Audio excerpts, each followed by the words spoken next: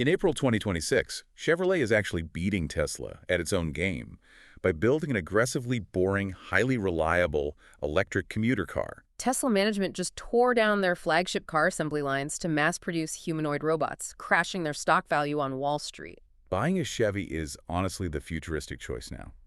Walking into a dealership and driving out with a quiet, dependable battery on wheels is a reality General Motors mastered.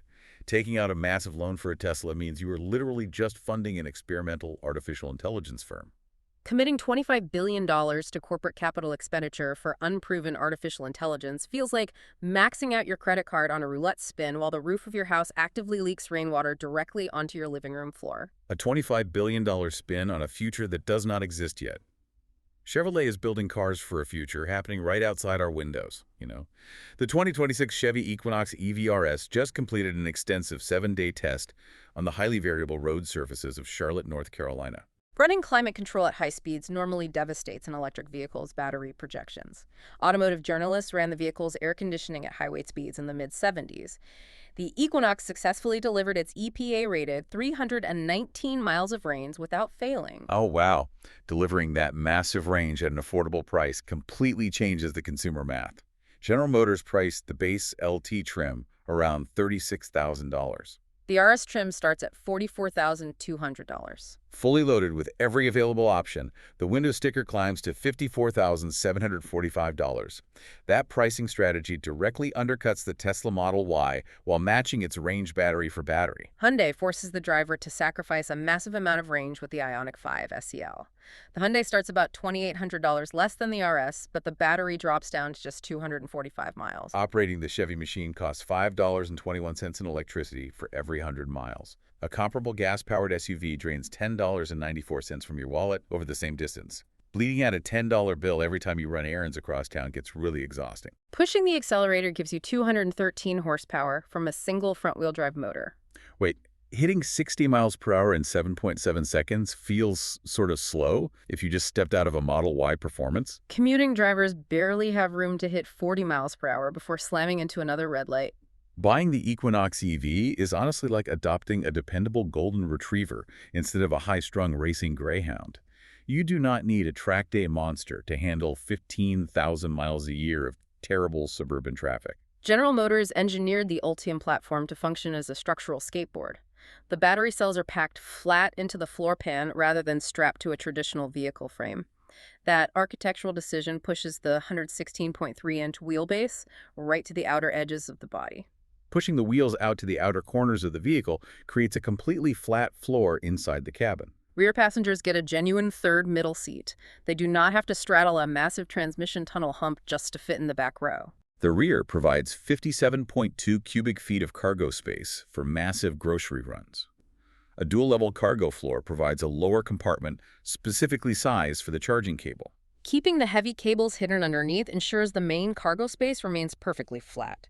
The power liftgate opens hands-free the moment it senses the key fob near the rear bumper. Inside the cabin, the design team installed bold adrenaline red Evotex seating with black accents. RS logos are literally embossed directly into the headrests. Ambient lighting with multicolor personalization fills the cabin at night. The lighting effectively hides the cheaper hard plastic materials behind premium visual details. Chevrolet ruined that premium interior experience by stripping out Apple CarPlay and Android Auto entirely. They are forcing drivers into their Google built-in ecosystem for Maps and Spotify. Those Google services eventually require a paid monthly subscription. Automakers are essentially confiscating your smartphone at the car door just to charge you a monthly rent for your own dashboard. Do consumers prioritize smartphone mirroring over a natively integrated operating system that directly controls the vehicle hardware? If you are listening to this right now, you probably use Apple CarPlay or Android Auto every single day. The entire system places a digital paywall between you and your digital life. The consumer backlash is highly visible across the electric vehicle community. A 2022 Corvette owner publicly praised the built-in Google system because it never drops connectivity or reboots right before a crucial navigation instruction. The native interface utilizes a massive 17.7-inch touchscreen alongside an 11-inch digital instrument cluster. One buyer despised the mandatory Google system so much they purchased a separate aftermarket screen just to run WhatsApp and Facebook Messenger. Another owner in upstate New York reported that the proprietary infotainment app is deeply flawed. Sudden software updates frequently break the interface entirely. General Motors restricted the peak charging speeds by leaving a lower pack voltage constraint in the Equinox architecture. Voltage functions like water pressure in a physical pipe. General Motors utilized a 400-volt architecture for the Equinox to keep the internal manufacturing costs down. Lower water pressure means the system simply cannot force electricity into the battery as fast as an 800-volt system. The physical limitations of the wiring prevent the battery from drawing maximum power at high-speed charging stations without generating catastrophic amounts of heat. Cost reduction on the internal wiring directly translates to the aggressive pricing model on the dealership lot. Drivers mitigate the slower charging speeds by relying on the NACS connectivity port. That hardware integration unlocks the massive Tesla supercharger network for Chevy owners. You pull up to a Tesla station, plug the Equinox in, and recover 77 miles of range in just 10 minutes at a 150-kilowatt station. Everything about this car eases the transition to electric driving. Routine maintenance drops sharply because the vehicle possesses no oil changes, no spark plugs, or exhaust systems. The aggressive regenerative braking system completely replaces friction brakes for most of the drive. When the driver lifts their foot off the accelerator, the electric motor reverses its function. Instead of consuming electricity to spin the wheels, the motor actually turns into a generator. The kinetic energy of the moving vehicle physically spins the generator, which pushes electrons back into the battery pack. The magnetic resistance from that generation brings the vehicle to a complete stop. Drivers regularly go months without ever touching the physical brake pedal. The Chevy Safety Assist package adds automatic emergency braking and a surround view camera system. The Super Cruise hands-free driving system mitigates highway travel stress by automating following distances and lane keeping. Chevrolet is methodically dominating the American suburbs by making electric vehicles boring and predictable. Tesla is attempting to conquer the massive Indian market and failing spectacularly. Tesla managed to sell a dismal 350 Model Ys in India since last year. The United States and India signed an interim trade agreement that slashed tariffs on American food exports. Negotiators cut tariffs on dried distillers' grains and red sorghum for animal feed. They eliminated import taxes on Harley-Davidson motorcycles.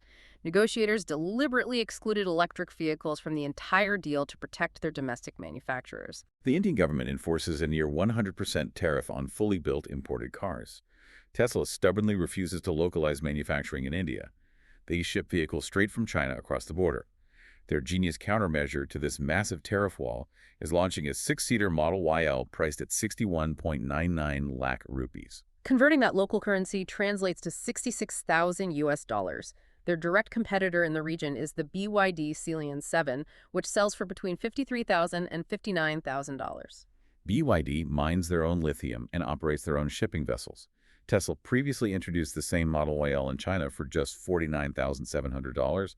Marking up the vehicle to $66,000 in a developing economy guarantees extremely low sales volume. Securing 600 vehicle orders in a country of 1.4 billion people is like renting out a massive professional sports stadium and selling 3 hot dogs. The Indian government explicitly stated they want to boost electric vehicles from 5% to 30% of their automotive sector by 2030. Tesla scrapped their factory plants there, completely ignoring the local manufacturing requirement. Elon Musk engaged in a bitter online dispute with an Indian-origin billionaire. He then amplified highly controversial posts regarding the history of colonization, claiming the English did not rule India. Alienating a massive demographic of potential buyers over social media posts seems counterproductive for a company desperate to expand its international footprint. Is Tesla letting executive ego dictate international trade policy? Abandoning luxury sedan production lines to manufacture unproven robotics signals a radical departure from the passenger vehicle business model.